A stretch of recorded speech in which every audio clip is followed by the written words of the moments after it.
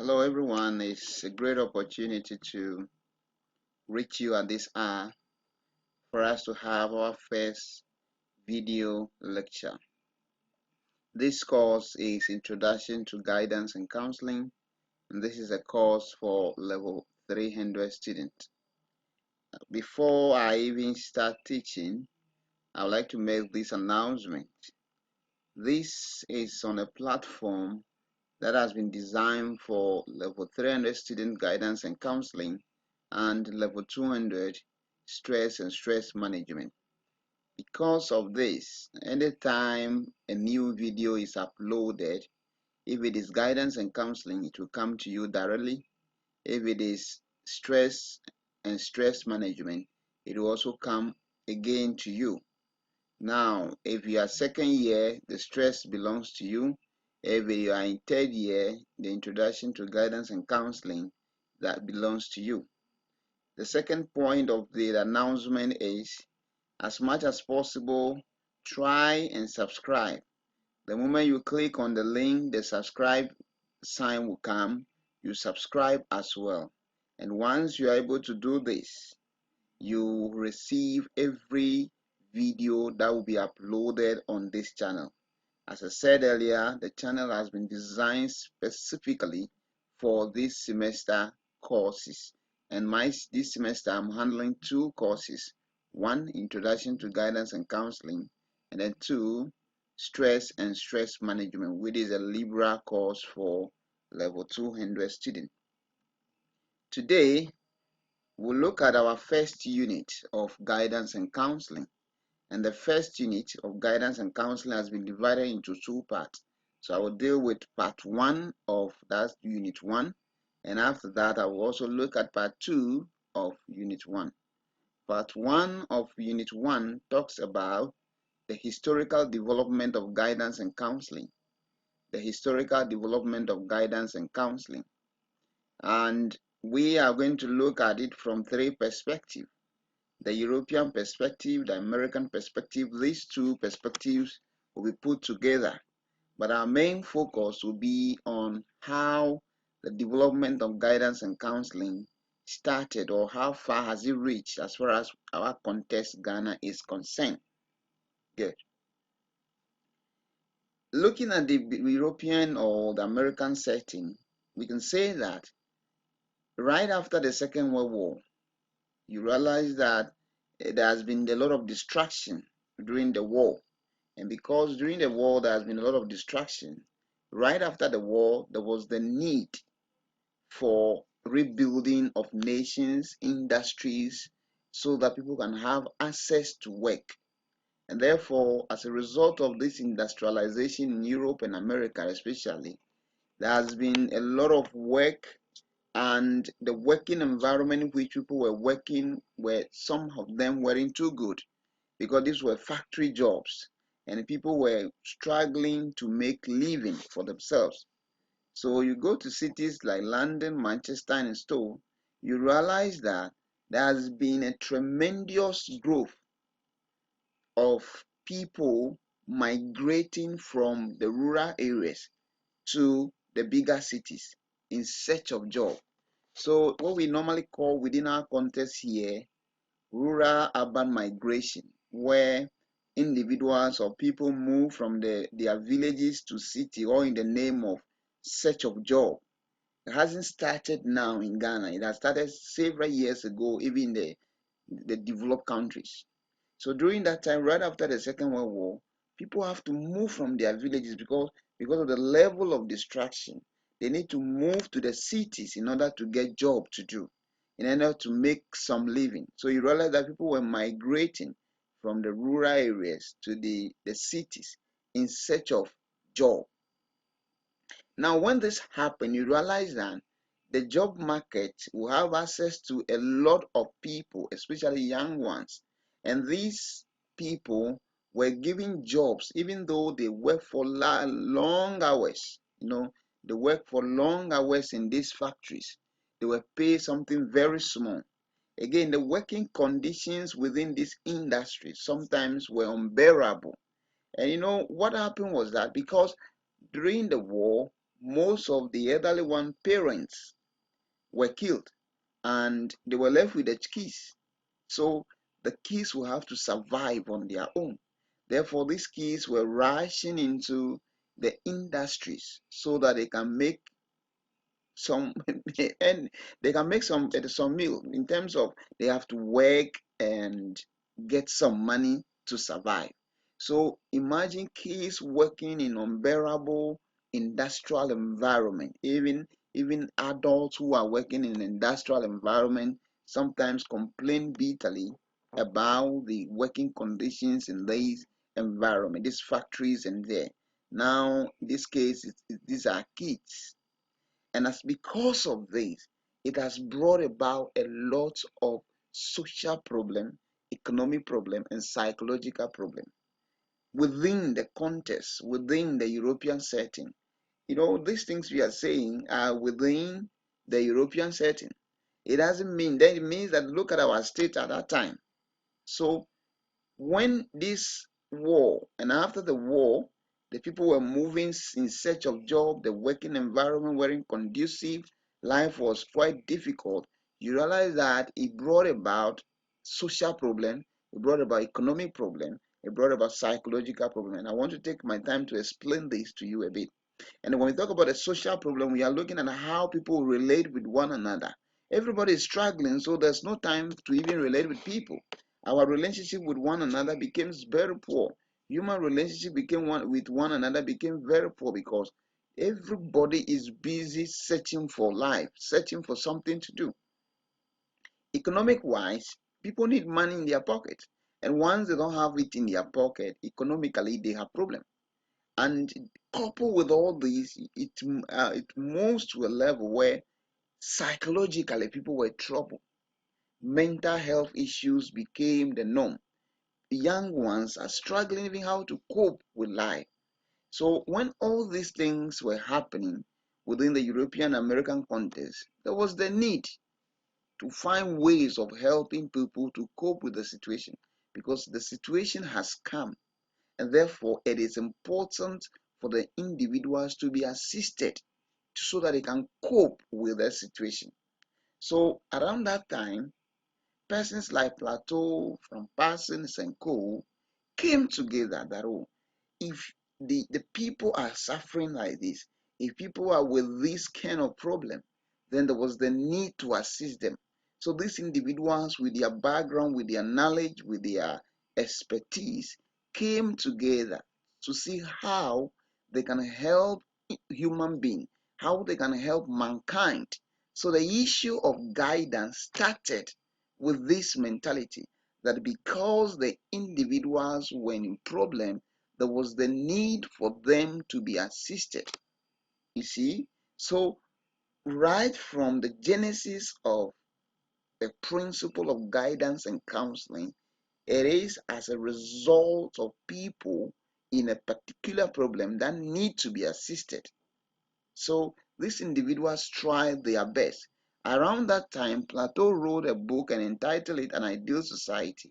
What he means or what he's trying to say here is that before an environment can be an ideal one, before a working environment can be an ideal one for a worker to work in an ideal environment, it means that naturally the work he or she will be selecting or the career the individual want to work in or the environment in which the individual want to work in must have some natural agreement with the person's personality.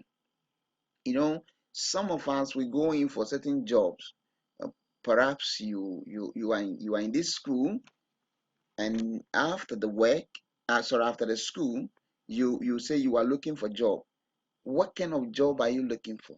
It is always important that the kind of job that you go in for should be a job that you naturally will fit in. That all your traits, both the inner one and external forces, should be the one that will assist you to select a job that fits your personality. People are running into nursing, people are running into medicine, people are running into all kinds of professions. Some are going in not because they have what it takes to be in those workplaces. No, but because of no job. You see, so from person realize that if people are just rushing, looking for job without thinking of whether the job will cope with their health issues, with their personality. For example, somebody who is a sanguine, outgoing individual who finds it very difficult to sit at one place. If you give the person a secretary job, that person will struggle. You see, that person will need a job that will enable him or her to be moving around, mingling with people, trying to relate with people. But such individuals, you cannot pin them down. For example, to say, oh, they are working as bankers at one place, sitting at one place. You'll find it quite difficult because these are individuals with traits that has not enabled or allowed them to sit at one place for long. So from Parson quickly said that no, for the individual to have job satisfaction in selecting a kind of career that will be compatible with their personality, there was the need to come up with a principle. So he developed a framework that help people or help individual to select a career. What kind of career are they to select? A career that is compatible with their personality, so that the individual will get what we call job satisfaction. Just want to tell you this. Job satisfaction does not only come as a result of how much you are being paid. No. But if you realize, if your personality type, your makeup is in line with the kind of job that you are looking for, the moment you get a job, sometimes it's not about the salary. You see? So he developed this framework to help people. And I think that if these frameworks are being practiced within our context Ghana, it will be very good. Because people just get up, buy forms. For example, somebody just say, okay, I hear that now when you do this course, you will get job quickly. So people go out there, buy forms. They just buy the form and then apply. But whether that job will fit them, whether it is in line with their personality type, they don't even bother. So the framework he from Person developed was to help people at that time begin to select a kind of career that will be compatible with their personality. And gradually, people started engaging themselves with this framework. And then they started helping them to select career. So for example, if an individual after completing secondary school, that individual will be exposed to this framework. After that, the individual will discover him or herself and say, okay, because I have this trait, I am this is my temperament, I am this kind of personality. Therefore, with this kind of personality, I'll be capable to do very well in this and this and this career, and I will not be able to do very well in these other careers or these other areas. So the individual is guided. And when this thing started, you realize that there was the level of the problems that people were encountering before the introduction of the guidance and counseling to them, trying to help them select appropriate careers that matches up with their personality. Gradually, problems of mankind started going down, especially in relation to career aspect.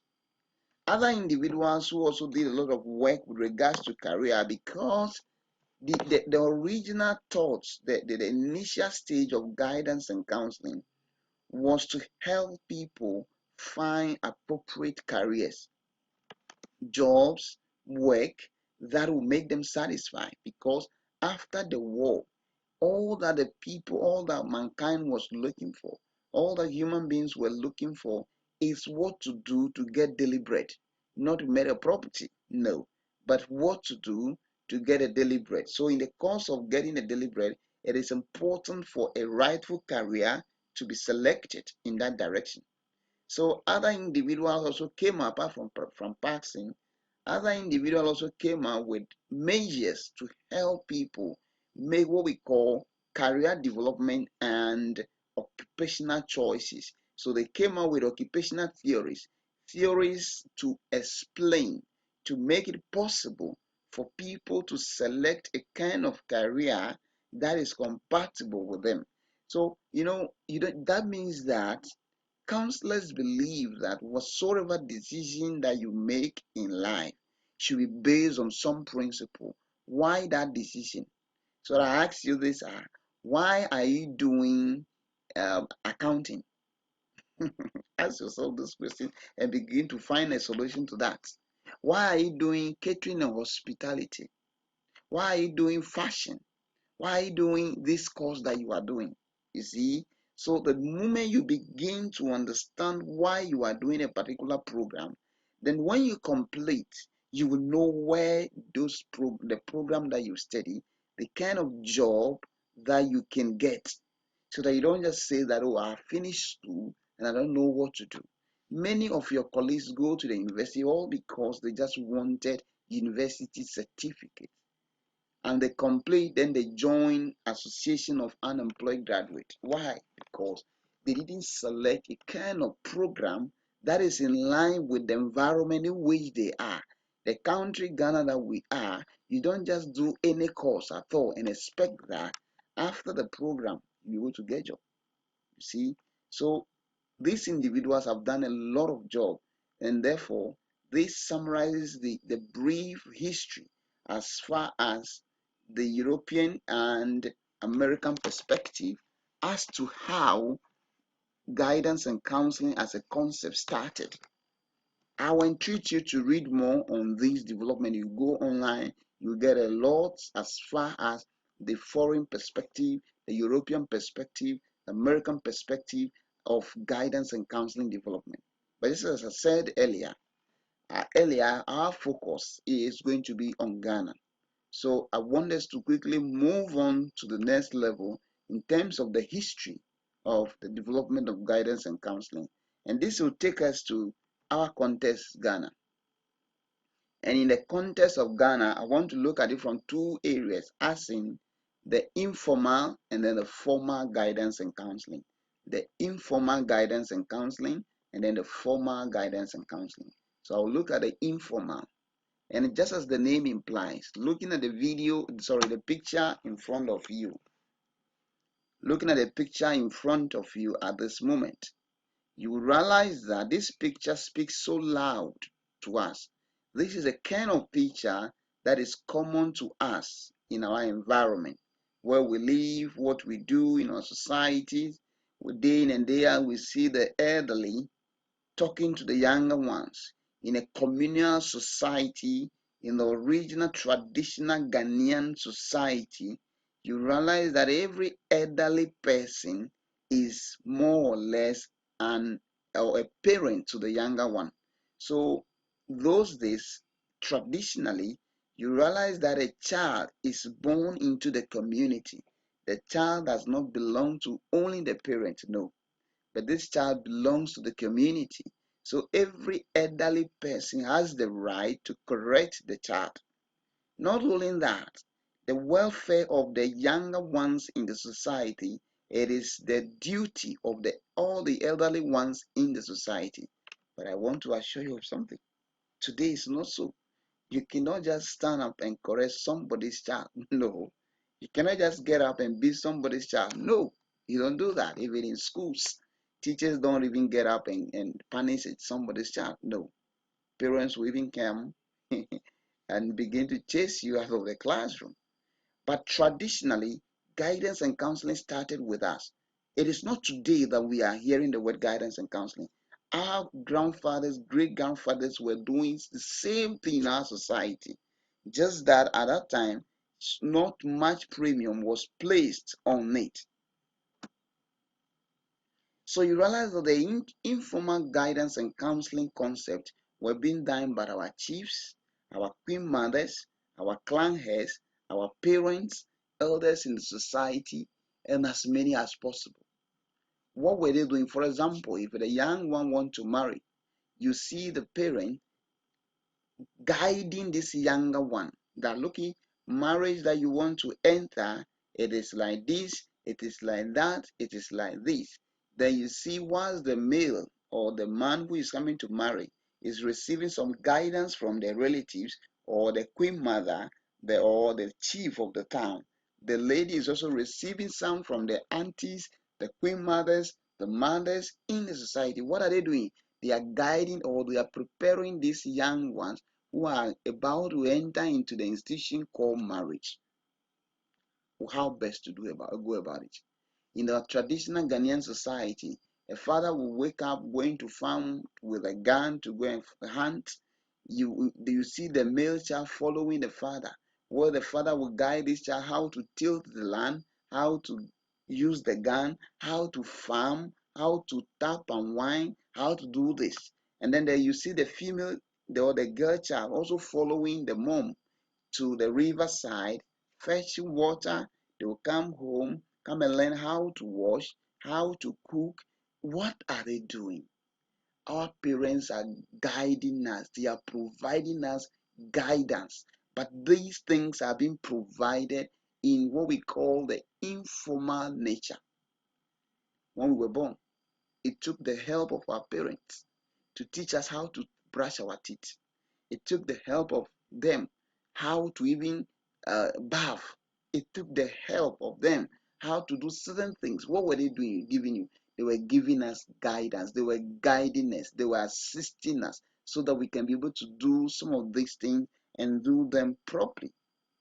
You see? So, looking at this, it means that this concept, guidance and counseling, is not new to us. No, just that it was practiced in an informal manner. Let us quickly look at the former state of the guidance and counseling now in Ghana, which has given us a privilege for us to study it even as a course within our university program.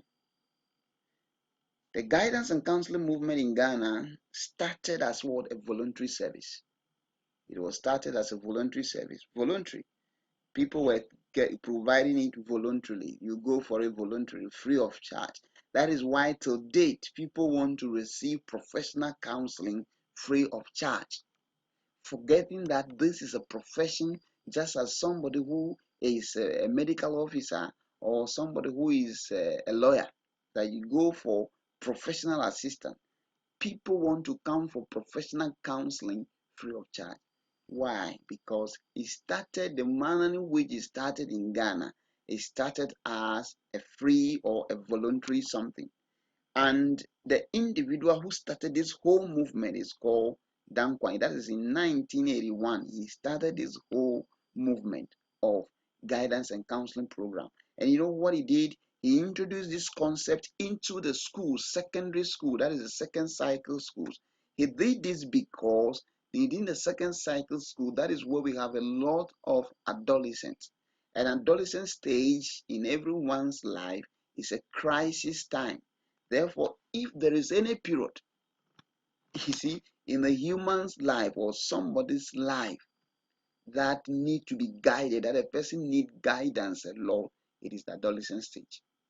Because most of us, when we go back to our adolescent stage, some of the mistakes that we made, some of the errors that we made to today is even paining us. So if there is any time to support adolescent, then to support people, then it should be in adolescent period. Then we move on. What was the purpose of this voluntary guidance that was provided in our schools? It was voluntary. The purpose of it was to provide opportunity for the youth to socialize and recreate. So socialization, school environment is the first stage. It's one of the greatest stage for socialization, for us to learn from one another, for us to know how to relate with one another. And you see, when you talk about a school environment is a complete miniature of the entire society we live in. It's a complete miniature of the entire society we live in. I say this because within the school system, you have students from almost every region coming to study in the same environment. So it makes it in such a way that within the school environment, you will see people from all tribes. So your ability to live with people from different tribes, the moment you complete school, you realize that you'll be able to relate with anybody within a society. You see, so the guidance and counseling was introduced into the secondary school in order to promote socialization. The second point was this: it is for the purposes of the youth to consult for or seek assistance, guidance to deal with their financial challenges. Adolescents don't know how to manage money. Some of us, when we were in the secondary school, the moment we arrived from our homes, and we are at school, we arrived and we brought a lot of things. We don't even want to go to the dining hall. It is until what we have in our chobos, in our containers, in whatever we have, when we realize that it is exhausted and getting to the end of the term, you don't even have money, you don't have a lot of provisions down. You see people present in the dining hall. So some even end up getting names, dining hall number 10. You see, all these things are factors. So the individual needed to be guided on how to use money judiciously. Again, it was also introduced to provide guidance or advice on moral issues. Adolescent stage, especially at the secondary school, adolescents practice sex. They don't know what they are doing. They jump on one lady, they jump, even girls look for men to sleep with them. Adolescent, because that stage is a stage that is a bit complex. So the moral issues need to be looked at, because they take, some of them even end up into a lot of adventurous behaviors. Sometimes they don't even know. Some end up being introduced to smoking, all kinds of lifestyle, which doesn't help them. Again, within the school system, the guidance program was introduced to provide orientation service. And just as we did for you when you came first year, you received some forms of orientation just to prepare you, to assist you to be able to cope with the new environment, which is the school environment. And when you go to our schools, as our churches, we have Sunday schools where we are provided with some information as far as guidance and counseling is concerned. D.O. Dankwa, we said that in 1981 he introduced guidance. He's also known as the father of guidance and counseling because he started the formalization of guidance and counseling in Ghana. And in 1955, the Ministry of Labor and Ministry of Social Welfare and Education established Youth Employment Department. Today we call it Youth Employment Authority. What was that department meant for? That department was meant or was established to provide guidance to youth, youth who want to start their own businesses, youth who want to start education, as to career education, what they should look for, what kind of information, what kind of courses should they select, and why a particular course. So this department was established to be able to provide assistance to people, young ones who want to venture into business, who want to venture into education, who want to venture into life, for them to go out there and seek for guidance from which people experts who knows, who understand the level of human being, who understand the psychology of human being. So by 1961, about 30 of these youth employment departments were established all over the country. And I know today every district assembly is having the youth employment authority. They have an office, they have a rep. The unique thing about that office is that that office is supposed to be well equipped to be able to provide effective guidance to the youth, especially who want to start life, who want to venture into business, who want to be an entrepreneur, who want to be. That is how that office is supposed to be. But whether that is what is happening or not, I don't know.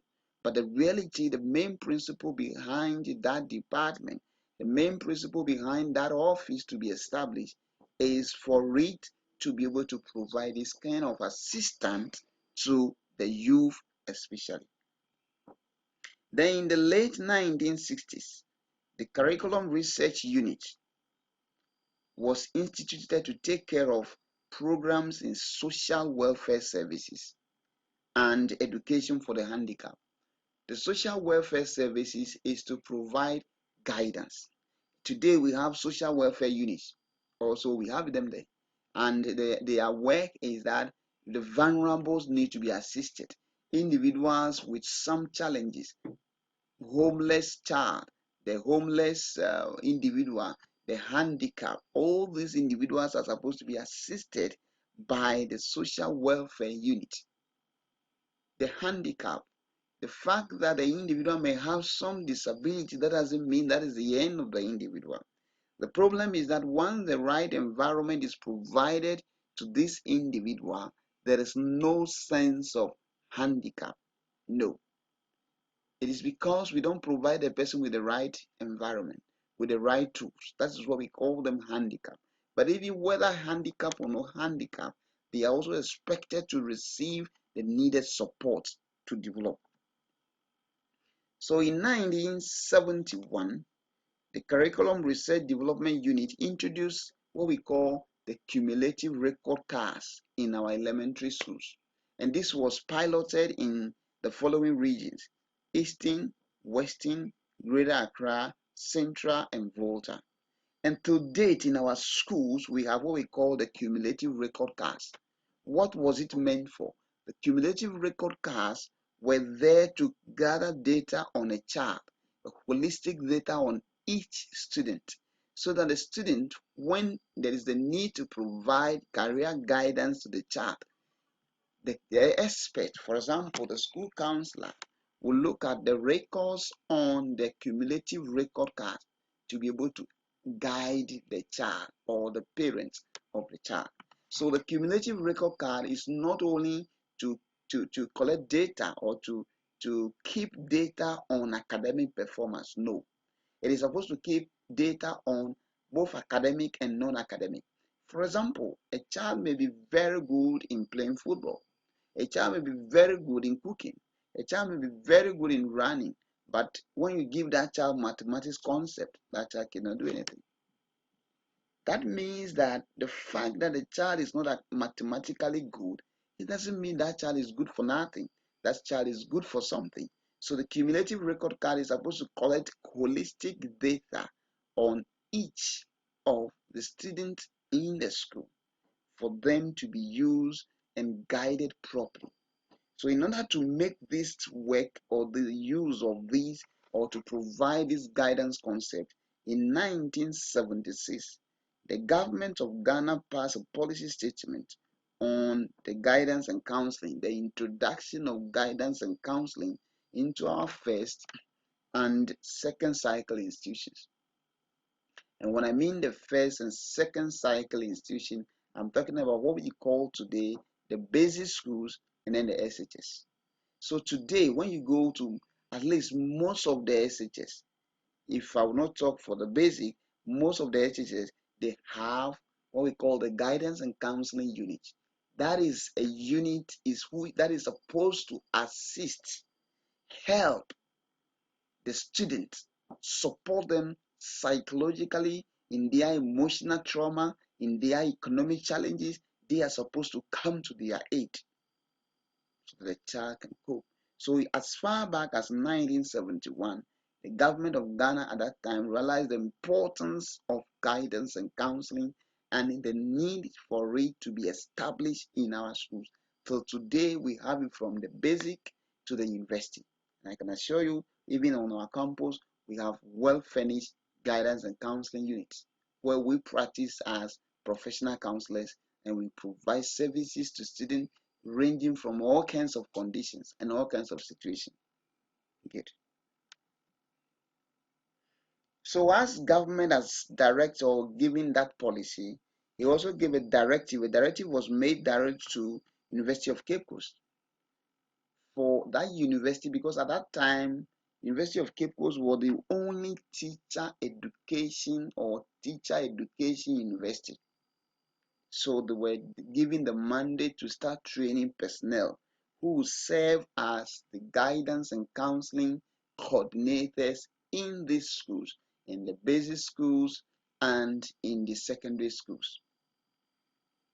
So once that mandate was given to them, quickly they established the institute they call Institute for Educational Planning and Administration.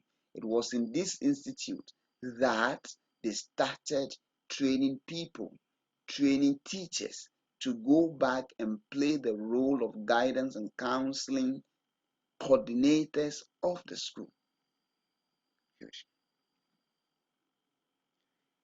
And I want to tell you this before we move on. So in all this, you realize that as University of Cape Coast started doing it, but today I want to assure you that it is not the University of Cape Coast that is training, the only university training people or personnel in the field of guidance and counseling. No. Today, University of Education Winneba is more or less the leading institution training people as far as guidance and counseling is concerned, because they have it at an undergrad level, they have it at a master's level, and they have it at a PhD level. You see, so University of Education Winneba is doing it. You go to now, Legon is also, University of Ghana is also, they have also introduced it. You go to another private university, Methodist University, they are also running it now. You go to, I think, Catholic University, they are also doing same now. So you realize that when, even though UCC, University of Cape Coast started it, now other universities are taking the concept because of its importance to the school environment, not only the school environment, but to mankind, humanity as a whole. So a lot of personnel are being trained now to be able to provide this assistance to people. You see how the development has started. It started in a manner that they've been struggling till today, and now it's going through well formalized nature where people are going to universities to study this. I did that. I went to the university to study counseling, to study this concept. So I practice as a professional. I hope you are getting what I'm saying. I practice as a professional in that context. Thank you. What is the purpose of guidance and counseling program? So why are we even studying guidance and counseling concepts as will-be teachers? Why are people even going to do it to the PhD level? What is it that is for? The purpose or its importance is not only limited to one group of individuals. It is not limited to only students. It's not limited to only teachers. It's not limited to only parents, neither counselors or government alone. So you realize that when you put all these individual people from all these brackets, you realize that the concept is so important. As a student, how do you live your life? How do you study? Some people don't even know how to study. How do you prepare for examination? What kind of life are you to live? What kind of friends are you to pick? What kind of behavior are you supposed to put up? Counselors will provide you that kind of assistance to make rightful decisions that you be comfortable with in order to achieve your dreams. What about teachers? Teachers come to work with psychological challenges, their own problems. They need help. Not only the student need help, even teachers also need help because of the conditioning where they are, the way they behave, the way they relate to students, the kind of things they do. Some of them, that's not some people's behavior. If you say they are teachers, is so disgusting. It's so disappointing. So how will a teacher relate and do all things with students? What about parents? We have kids at our homes. We have our own children. We have other people within the family. How do we treat them? How do we take care of them? How do we assist them within the knowledge of guidance and counseling principle in order to assist them? Counselors themselves find themselves, they find problem. Sometimes they are in problem and they will need somebody to help them. What about government? Government sometimes when they are coming out with policies that will serve the masses, counselors are consulted. And I want you to read more on this thing, to think beyond the clock. Just sit down and ask yourself as a student, how will guidance and counseling help me?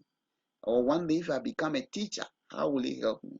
Or as a parent, how will it? These are the things that I want you to think around. Think around it and begin to make out some points. And I believe once you do this, you will follow this course very well. And on this note, this will take us to the end of part 1 of our unit 1. So unit 1 will have 2 parts. This is the second part of unit. This is the first part of unit 1. Once again, click on the link and subscribe so that all other videos will come to you. Thank you very much for listening to me. And just as you are aware, we'll be having face-to-face. Once we have the face-to-face, all questions that you have, all part of this lecture that you don't understand, you have the privileged opportunity to ask every question so that you get a clearer understanding when we have the face-to-face. On this note, thank you very much. Stay safe and be COVID-19 cautious. I wish you the best. Bye-bye.